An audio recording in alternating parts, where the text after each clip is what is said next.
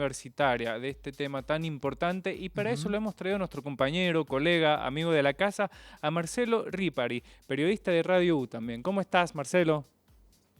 Hola Francisco, ¿cómo andan todos ahí? Hola Muy buenos días Marce, para todos. te cambiaron el acento en el apellido. Ripari, Ripari, Ripari. perdón, disculpame. Estoy acostumbrado, quédese tranquilo. Estás acostumbrado a que te digan Sebastián Ripari también, De todo, sí, me han cualquier cambiado hasta el cosa. nombre, todo. Así que Marcelo, un acento, una sí. tilde, no importa.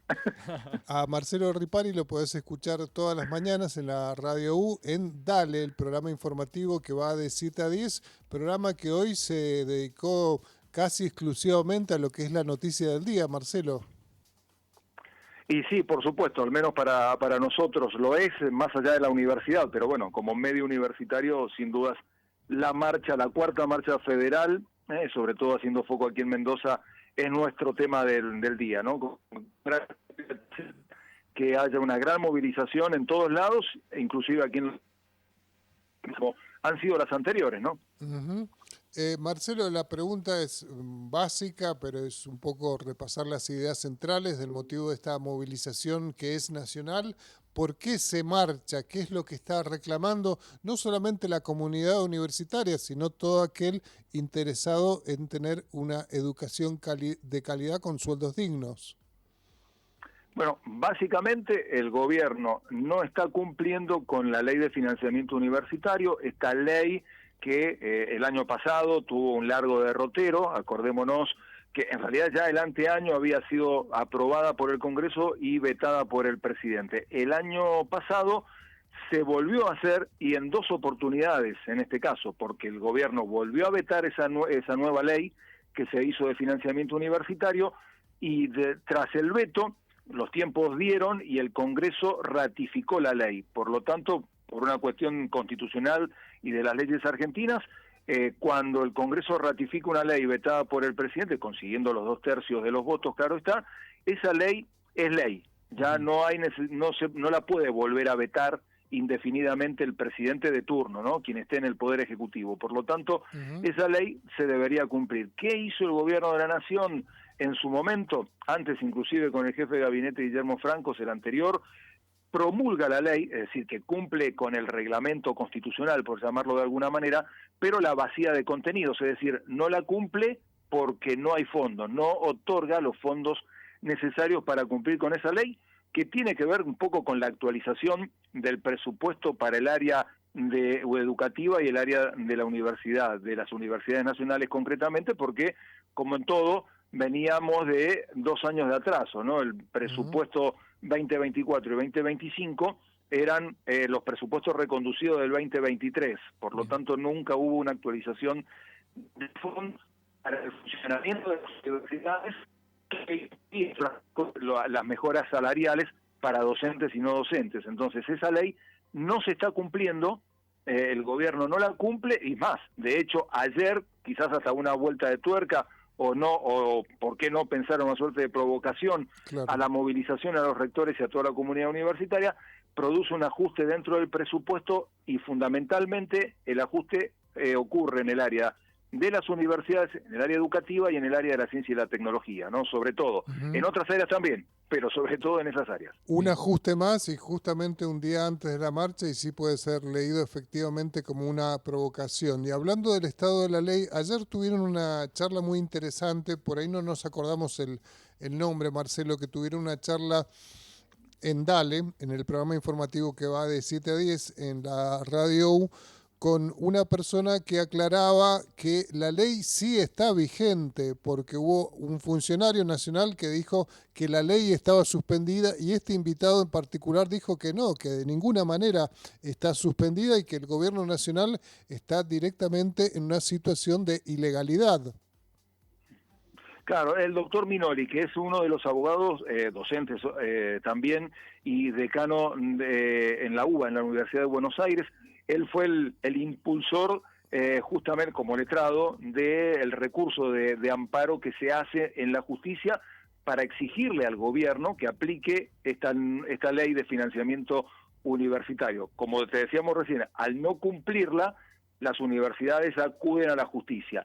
Y la justicia, en primera y en segunda instancia, acepta la cautelar y le exige al gobierno que sí o sí tiene que cumplir con la ley, más allá de que después el fondo de la normativa, el fondo de la causa judicial, sea a favor o en contra, pero en el mientras tanto debería ir cumpliendo con la ley. Bueno, esto, como decíamos recién, el gobierno no lo hace y logra en una segunda instancia de apelación que un juzgado le diga, bueno, vamos a aceptar esta postura, es decir, que la Corte sea la que tenga que definir sobre la cautelar propiamente dicha y sobre la causa de fondo. Bien, en ese mientras tanto el gobierno se aferra a esto y sale a informar, lo hizo sobre finales de la semana pasada, y da cuenta de que la ley entonces, mejor dicho, la cautelar quedaba suspendida, y de ahí se agarra el gobierno para decir, bueno, ves, no voy a cumplir hasta que la Corte no lo defina. Lo que nos decía ayer el doctor Minoli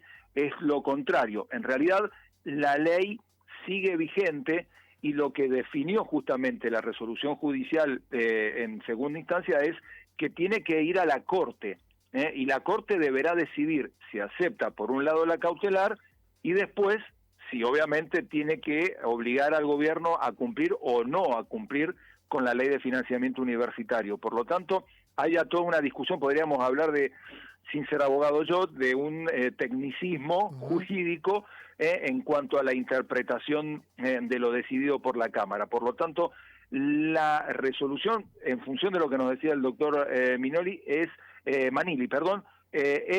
que la ley sigue vigente, la ley, digo, de financiamiento universitario, pero en función también de lo decidido en primera y segunda instancia, tiene que aplicarse la normativa, porque cuando hay dos resoluciones de primera y segunda instancia, la ley tiene que aplicarse sí o sí, más allá después de la decisión de enviar todo a la Corte y que ésta sea la que vaya a decidir en tercer nivel, en tercera instancia, que será la instancia definitiva por la cautelar y sobre el fondo del problema, que es la ley de financiamiento universitario. Totalmente. Bueno, Marcelo, hay muchas personas que por ahí no ponen foco en la importancia de esta marcha, y también hay algunas personas que por ahí no les interesa, estudiantes, etcétera. Está bueno que en este espacio, abierto a toda la comunidad, nos puedas comentar también, y también empezar a que haya menos bisagras también y menos discursos de odio de partes de gente que no les interesa o no les preocupa esta situación tan compleja que estamos atravesando.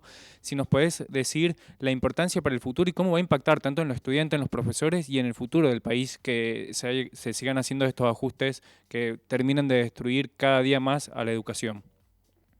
Bueno, descartemos lo del discurso de odio, porque la verdad que a esas personas lamentablemente no hay forma de responderle porque están cegadas, en definitiva. Sí, Lindo y bueno sería que haya un debate serio como corresponde y con altura, en definitiva.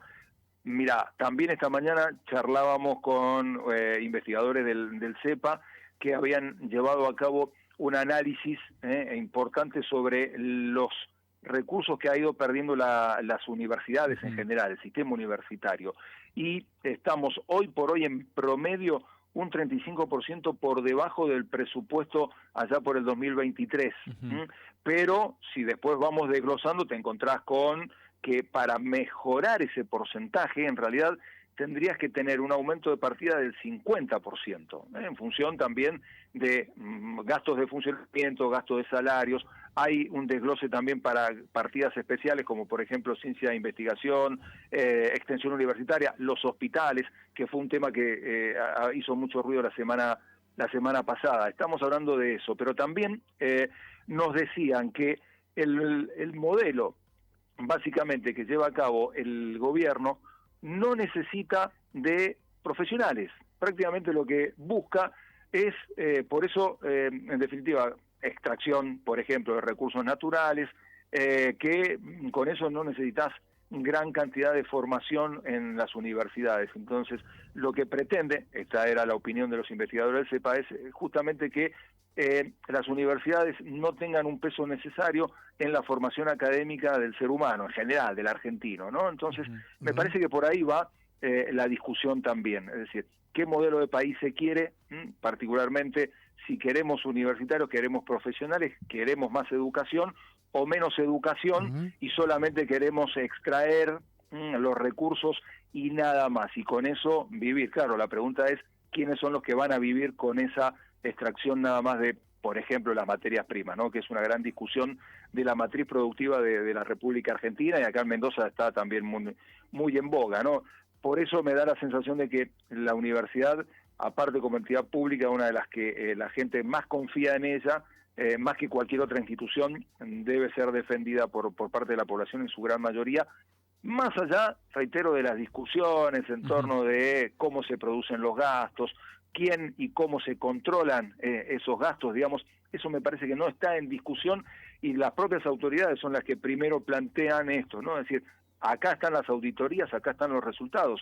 ¿Se puede mejorar eso? Sí, sin lugar a dudas que se puede mejorar, pero aquí están más que claro para qué se usan los fondos. Y, por supuesto, si hay algún tipo de irregularidad, se lleva a cabo la investigación, se sanciona, e inclusive hasta jurídicamente, judicialmente, deben ser sancionados. Las autoridades y el mundo universitario eso no lo niega para nada, más allá del discurso que se baja del Ejecutivo, ¿no? Marcelo Ripari conduce Dale todos los días, lunes a viernes de 7 a 10 en la 96.5. Una última pregunta, Marcelo, y cortita, y teniendo que ver con tu relación con la Universidad Nacional de Cuyo, el tiempo que llevas, ingresaste a principios de los 90, ¿recordás una situación tan crítica en materia de presupuesto? No, bien cortito, no lo No, recuerdo. no lo Obviamente que hubo recuerdo. crisis en su momento, Sí, ¿no? Por ejemplo, el 2001, aquella claro. marcha universitaria en la que se hizo cuando el efímero ministro López Murphy quiso hacer un gran recorte presupuestario también al todo el sistema educativo, a todo el Estado, pero por supuesto, más allá de eso, que duró poquito, en definitiva, no recuerdo una crisis como esta, ¿no? Bien. Ya llevamos, ¿cuánto? 3 años prácticamente, 2 años y Así medio. es. Marcelo, ¿y nos querés comentar qué fue para vos la universidad pública? En lo personal fue la que me ha formado, en definitiva, Claro. ¿no? Yo, como bien decía Juan, allá por los 90, uno empezó a estudiar acá en la universidad pública. Y desde ahí no me fui más, así que sin lugar a dudas ha sido muy importante en mi vida. Lo es todavía. Seguramente. Marcelo, muchísimas gracias por el tiempo y estaremos No, por actualizando la favor, información gracias a todo el ustedes. día. Un abrazo grande. Hasta pronto. Bueno, hablamos con nuestro compañero Marcelo Ripari, él conduce todas las mañanas Dale, el programa informativo de lunes a viernes de 7 a 10 en la 96.5. También lo podés escuchar en todo el mundo, Fran, en unidiversidad.com.ar. Recordá que la convocatoria en la ciudad de Mendoza para la marcha universitaria es a partir de las 3 de la tarde, la concentración en la rotonda de ingreso a la Universidad Nacional de Cuyo, para partir cerca de las 4, en las otras ocasiones fue muy puntual, Exacto. muy a contrapelo de lo que es la idiosincrasia mendocina, y el arribo a la Plaza Independencia, el punto final, está previsto para las 17:30.